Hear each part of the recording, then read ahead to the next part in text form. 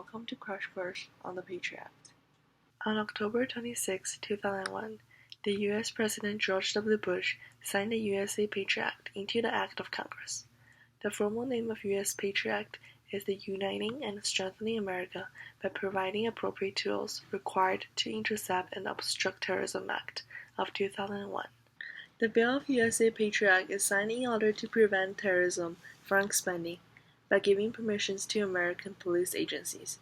According to the contents of the bill, the police are allowed to search telephones, emails, medical, financial, and other records, to expand U.S. Treasury Secretary authority, to control and manage financial aspects of circulation activities, and particularly financial activities, and to strengthen police and immigration authorities to foreigners who are suspected of terrorism-related powers. The bill also extends the definition of terrorism, including domestic terrorism, and expands the scope of activities of police can manage.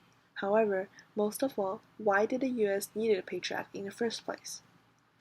In 2001, 9/11 terrorist attack made Americans tremble.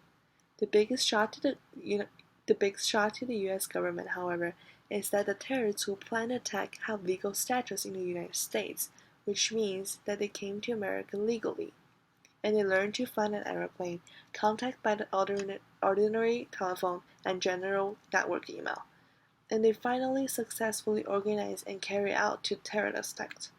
The United States learned from its mistake and determined to strengthen homeland security.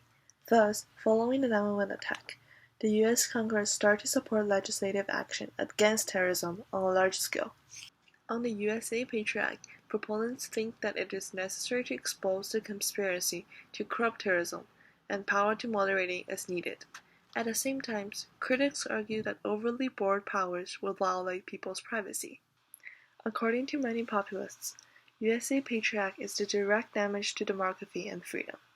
Media widely disclosed a number of cases, and in these cases, the moral of police for some individuals and organizations caused injury, so that people will be worried about terrorist attack on the United States again in a conflict between Iran and Afghanistan, and the fear fueled the government's instinct to the homeland security.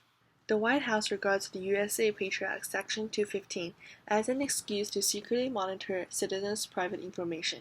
The Act stipulates that the U.S. government could view any entity files, as long as they resist international terrorism and expunge its use. USA Patriot Act hardcore supporters believe that it is necessary to protect citizens from the threat of American Muslim militants. If that means giving people the freedom to allow universal secret investigation, citizens should accept it. Most of American citizens are in the middle between these two sides of argument. They believe that strengthening homeland security in a trembling world is really necessary, but the action must be appropriate to the founding of the United States.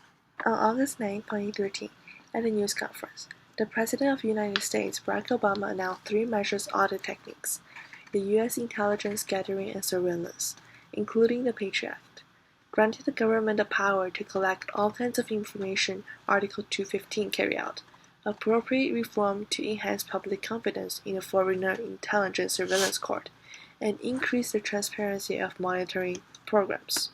That's it for the Crash Course on the Patriot Act. Thanks for watching.